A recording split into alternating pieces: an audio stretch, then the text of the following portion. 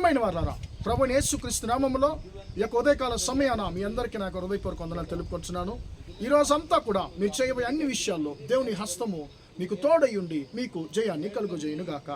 ప్రియులారా, యెషయా గ్రంథము 41వ అధ్యాయము 12వ వచనం ఇలా సెలవిస్తుంది, నీతో కలహించు వారిని నీవు వెతుకుతావు గాని వారిని కనుగొనలేకపోగుదువు, నీతో యుద్ధము చేయువారు మాయమైపోగుదురు, అభాయులగుదురు అనేటువంటి మాటను మనం చదువుతున్నామండి. ప్రియమైన వారలారా, మన జీవితంలో ప్రతిరోజు మనము ఎదుర్కొనేటువంటి 2 సమస్యల గురించి పరిశుద్ధ గ్రంథము మనతో మాట్లాడుతుందండి. మొట్టమొదటిగా కలహము, రెండవది యుద్ధము అనేటువంటి మాట మనం చూస్తున్నామండి. ప్రియులారా, ఇక కలహము అనేటువంటి మాట తమిళ బైబిల్లో పోరాటము అనేటువంటి పదము వాడబడి ఉందండి. అప్పుడు మన ప్రతి ఒక్కరి జీవితంలో కూడా పోరాటాలు, యుద్ధాలు ఖచ్చితంగా మన జీవితంలో ఉంటాయండి. ఈ యొక్క పోరాటాలు, యుద్ధాలు ఎదుర్కొంటున్నటువంటి నీ జీవితంలో, నా జీవితంలో మనం సొమ్మసిల్లిపోయినామండి. ప్రతిరోజు మనం ఎదుర్కొని సొమ్మసిల్లిపోయినా నీతో నాతో దేవుడు మాట్లాడుతున్నాడు, నా కుమారుడు, నా కుమార్తె, నీ జీవితంలో నువ్వు పోరాడుతూనే ఉన్నావు. నీకు కంటికి కనిపించని అపవిత్రాత్మ క్రియలు నీతో పోరాడుతూనే ఉన్నాయి, నీతో కలహము చేస్తూనే ఉన్నాయి, నీతో మనుషులు నీతో యుద్ధం చేస్తూ ఉన్నారు. నువ్వు ప్రతిరోజు నీ జీవితంలో కలహాలను అంటే పోరాటాలను, యుద్ధాలను ఎదుర్కొని నువ్వు సొమ్మసిల్లిపోయి ఉన్నావు. ఇంకా ఎన్నాళ్ళు నాకు ఈ పోరాటాలు, ఇంకా ఎన్నాళ్ళు నాకు ఈ యొక్క యుద్ధాలని చెప్పి నువ్వు సొమ్మసిల్లిపోయి ఉన్నావు అని చెప్పి దేవుడు నీతో మాట్లాడుతున్నాడు. ప్రియులారా, పరిశుద్ధ గ్రంథంలో అనేకులు వారి జీవితంలో ఈ 2 విషయాలు ఎదుర్కొన్న వారు చాలామంది ఉన్నారండి. ఇశ్రాయేలు ఉన్నారు, దావీదు భక్తులు ఉన్నాడు, ఇలాగ చాలామందిని మనం చెప్పొచ్చు అండి.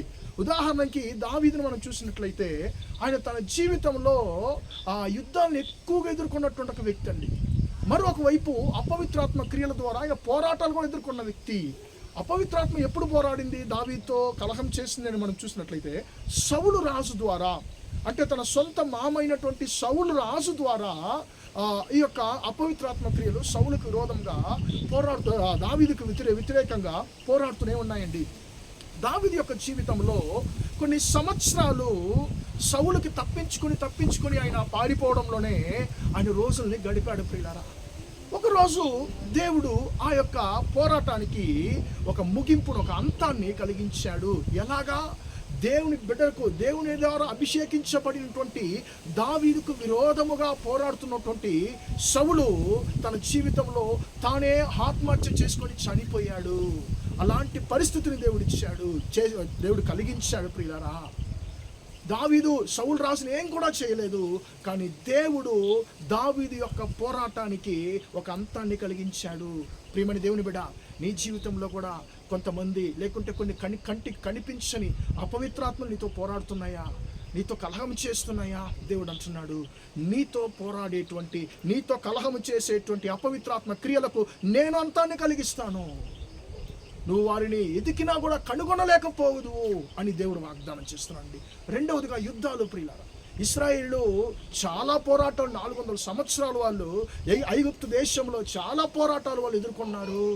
అది మాత్రం కాకుండా ప్రియులారా, వారిని దేవుడు ఆ పోరాటం నుంచి విడిపించి కనాను దేశానికి ముందుగా కొనసాగించి నడిపించుకుంటూ వెళ్తున్నప్పుడు వారు 40 సంవత్సరాలు అనేక యుద్ధాలను వాళ్ళు ఎదుర్కొన్నారండి. అనేక యుద్ధాలని వారు ఎదుర్కొన్నారు. కానీ ఆ యుద్ధాలన్నింటిలో కూడా దేవుడు వారికి జయాన్ని కలిగించాడు. నీతో యుద్ధము చేయువారు ప్రియుల వారు అభాయులగుదురు, మాయమైపోగుదురు, అభాయులగుదురు. నీ జీవితంలో నువ్వు ఎదుర్కొన్నటువంటి పోరాటాలకి, నువ్వు ఎదుర్కొంటున్నటువంటి యుద్ధాలకి దేవుడు అతి త్వరలో నేను అంతాన్ని, ముగింపుని నేను కలిగిస్తానని చెప్పి ఈ ఉదయకాల సమయాన నీతో నాతో దేవుడు మాట్లాడుతున్నాడు. నీ కొరకు ఆయన యుద్ధం చేయబోతున్నాడు. నీతో కలహం చేస్తున్న అపవిత్రాత్మ క్రియలను దేవుడు హతము చేయబోతున్నాడు. నువ్వు యుద్ధాలు ఎదుర్కొని నేను పోరాడి నా బలానంతా నేను కోల్పోయినానయ్యా, నేను ప్రార్థిస్తున్నాను, నేను నమ్మకంతో ఉన్నాను, విశ్వాసంతో ఉన్నాను, కానీ నా జీవితంలో పోరాటాలు, యుద్ధాలు కొనసాగుతున్నాయి, వీటికి ఎప్పుడు అంతం కలుగుతుందని చెప్పి ప్రతిరోజు మనము దేవుని దగ్గర విజ్ఞాపన చేసేటువంటి మీ విజ్ఞాపనను దేవుడు విని ఉన్నాడు. ఆయన ఈ ఉదయకాల సమయాన ఆయన మాట్లాడుతున్నాడు. దేవుని బిడ్డ, ఆయన అంటున్నాడు, నీతో కలహము చేయువారు నువ్వు వారిని వెతకుతావు కానీ వారిని కనుగొనలేకపోదువు. నీతో యుద్ధము చేయి వారు మాయమైపోగుదురు, అభాయులగుదురు అనేటువంటి మాటలు నీతో దేవుడు మాట్లాడుతున్నాడు. ప్రార్థన చేద్దామా?